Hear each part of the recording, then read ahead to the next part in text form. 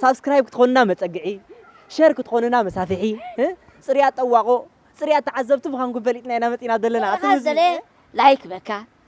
طلع هذا ليها ديسلايك بكا ايمو نحنا خا فقرهم ديلنا لايك كتبنا متينا لنا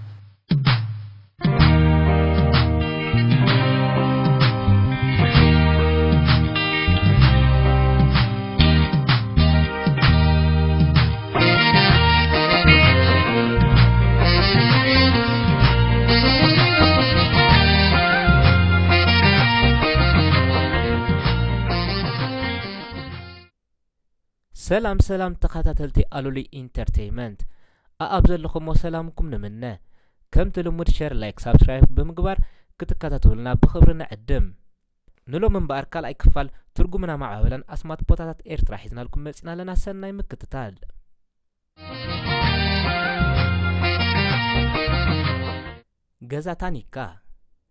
غزاتانيكا بوقانقا تግርኛ ብታኒካታት ዝቆመ አባይቲ ማለት እዩ ብግዜ መግዛእቲ ጣልያን ኮነ እንግሊዝ ኣብ ጽሬት ከተማ ተዋፊሮም ዝነበሩ ቀዳሞት ነበርቲ ናይቲ ከባቢ ነታ ኣብ ዕለታዊ ስርሖም ብዝረኸብዎ ካብ ኣገልግሎት ወጻኢ ብዙኽነ ድርባይ ገረወይና ፊስቶታትን ኣጭርቕትን ከም ሰርሕዎ ድማ ይፍለጥ ከባቢ ገዛታኒካ ኣብ ጫፍ ሰሜናዊ ምብራቕ ኣኽርያ ዝርከብ ክኸውን ከሎ ሎሚ ተሓጸርቲ ገዛውቲ ብዘመናዊ ህንጻታት ተተኪኡ እቲ ገዛታኒካ ዝብል መፀውዒ እውን እናተረሳዕ ዝመጽእ ዘሎ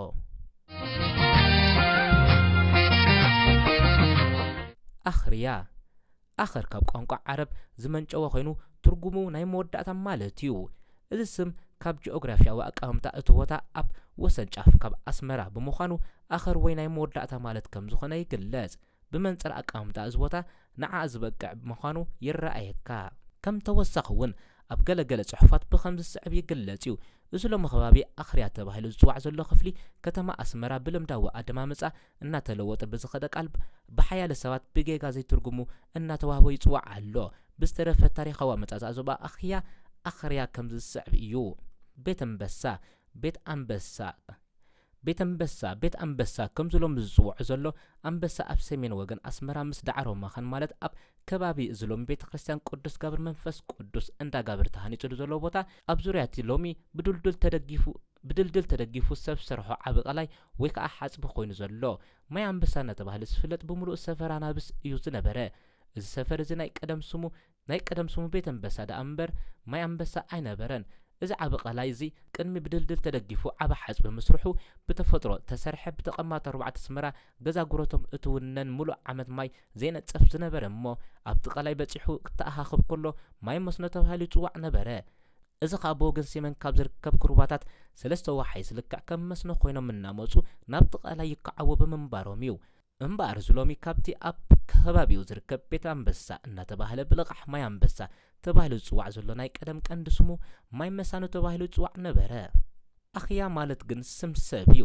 ትርጉም ድማ እግዚአብሔር ሓወይ ማለት እዩ እዚ መበሊኡ ምኽንያት ቤተ ክርስቲያን ኣብቲ ዕሙር ጫካ ነበረት እሞ እቶም ካህናት ኣራዊት በረኻ ከይፈርሑ እግዚአብሔር ሓወዩ እናበሉ ካብ ስርዓት ቅዳሴኦም ኣቋሪጾም ኣይፈልጡን ዝነበሩ ካብኡ ተበጊሶም ዞባ ኣኽያ ከም ዝበልዎ ይዝንቶ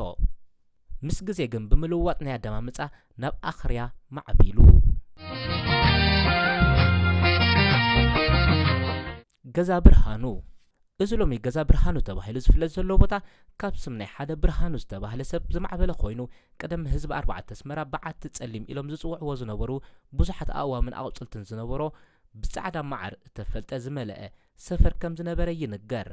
ኣብቲ ጎልጎል ድማ ከብቲ ጠለበጊ ኣፍራስ ኣእዱግን ኣባቕልን ልሙዕ ሳዕሪ እናበልዑ ጽሩይ ማይ ወሓዚ እናሰተዩ ዝጓሰይሉ መሬትን ዝሕረስ ጎርሁን ነበረ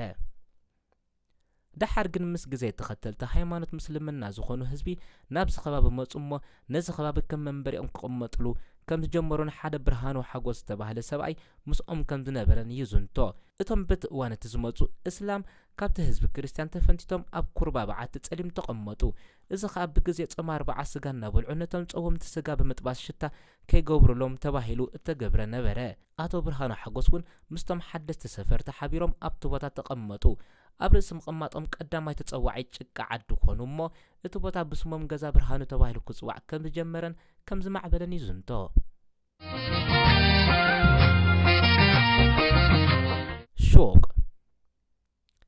ሱቅ ዝብል ቃል ካብ ቋንቋ ዓረብ ዝመጸ ኮይኑ ትርጉሙ ከዓ ዕዳጋታት ማለት እዩ ኣብዚ ቦታ እዚ ብዙሓት ድኳናትን ዕዳጋታትን ይርከቡ ስለ ዝነበሩ ከዓ እቶም ወነንቲ ድኳናት ዝነበሩ ኣዕራብ ኣልሱቕ ይብሉ ስለ ዝነበሩ ምስ ግዜ እዚ ኣደማምፃ ናብ ሹቕ ከም ዝማዕበለ ይዝንቶ። እዚ ስም ክሳብ ሕጂ ብኡ እዩ ዝፅዋዕ ዘሎ።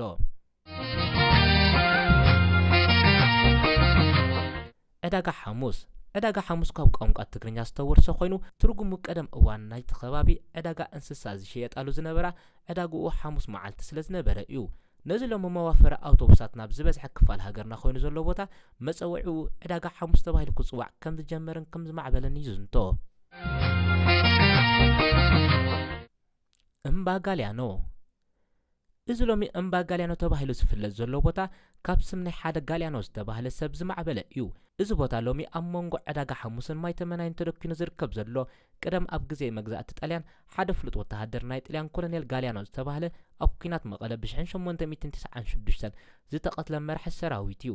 ኣብቲ ቦታ ይነብር ከም ዝነበረን ንኽብሩ እውን ኣብ ዝባን ሓስሓስ ሓወልቲ ተሰሪሕሉ ከም ዘሎን ብስሙ እቲ ቦታ እምባ ጋልያኖ ተባሂሉ ክፅዋዕ ከም ዝጀመረን ከም ዝማዕበለን ይዝንቶ።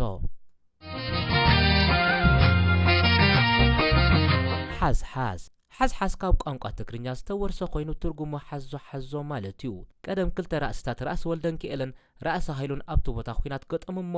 ኣብቲ ኩናት ራእሲ ሃይሉን ሰራዊትን ስለ ዝተሰዓሩ ሃደሙ እሞ ሰራዊት ራእሲ ወልደንኪኤል ሓዞ ሓዞ ብኻሌታ እናበሉ ሰለብዎም። ካብ ዝተበጊሱ እቲ ቦታ ሓዝሓዝ ተባሂሉ ክፅዋዕ ከም ዝጀመረ ይዝንቶ።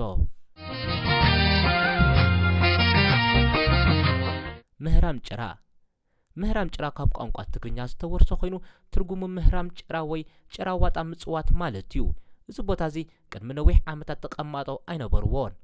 ካብ ዝተፈላለየ ከባቢታት ኣስመራ መንእስያት ተኣኻኺቦም ጭራ ዋጣ ኣብዚ ሕጂ ብምህራም ጭራ ዝፍለጥ ዘሎ ቦታ ኮይኖም ይለማመዱ ከም ዝነበሩ ዓበይቲ ናይቲ ከባቢ የዘንትዉ። ምስ ግዜ እውን ናብ ዘላቶ ደረጃ ምስ ማዕበለት ብምህራም ጭራ ክትፅዋዕ ከም ጀመረት እቶም ዓበይቲ ይዛረቡ። ማይ ተመናይ ካብ ቋንቋ ትግርኛ ዝፈለሰ ኮይኑ ትርጉሙ ድማ ማይ ተመኔ ማይ ደሌ ማለት እዩ። ኣብ ህይወት ወዲ ሰብ ማይ ሓደ ካብቶም መሰረታዊን ኣገደስቲ ከም ምዃኑ መጠን ንስእነት ማይ ዝፃወሮ ፍጡር ዳርጋ የለን።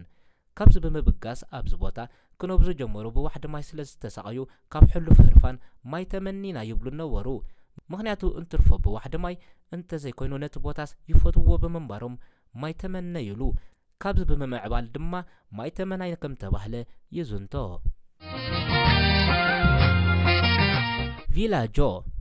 ቪላጆ ማለት ብቋንቋ ጣልያን ቁሸት ማለት እዩ።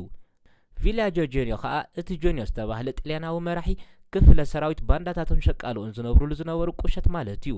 እዚ ቪላጆ ጆኒዮ ተባሂሉ ዝፅዋዕ ዝነበረ ሰፈር ወተሃደራት እዚ ካብ ጥቃ ዓቢ ሆስፒታል ኣስመራ ጀሚሩ ሩባ ማይ በላይ ተጸጊዑ ኣብ ትሕቲ ጎቦ ቅዱስ ሚካኤል ጸጸራት ወይ ከዓ ፎርቶ ባልዲሴራ ተጸጊዑ ክሳብ ቤት መኻእ ዝበጽሕ ክኸውን እንከሎ ቀደም ብእሾኻዊ ትሪኳላታት ጥራይ ተሓጺሩ ምስ ጸንሐ ዳሓር ግን ብጽኑዕ መንደቕ ተኸቢቡ እተዓርደ እዩ። እቶም ባንዳታት ኣባይቶም መብዛሕትኡ ኣጓዱ ነበረ። ስለዚ እቲ ስም ከምዚ ኢሉ ከም ዝማዕበለ ይዝንቶ። ክቡራት ተኸታተልትና ናይ ሎሚ ኣብዚ ወዲእና ኣለና። ኣብዚ መጽእ ብሰላም ይረኸበና። ከምዛ ቀዲምና ዝበልናኩም ሼር፣ ላይክ፣ ሳብስክራይብ ብምግባር ከተተባብዑና ብኽብሪ ንሓትት።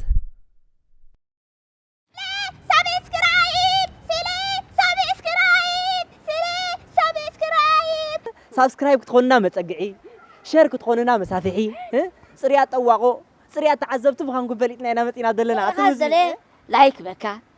ጽልኻ ደለኻ ዲስላይክ በካ እሞ ንሕና ከዓ ፍቅርኩም ደሊና ላይክ ክትቡና መጺና ኣለና።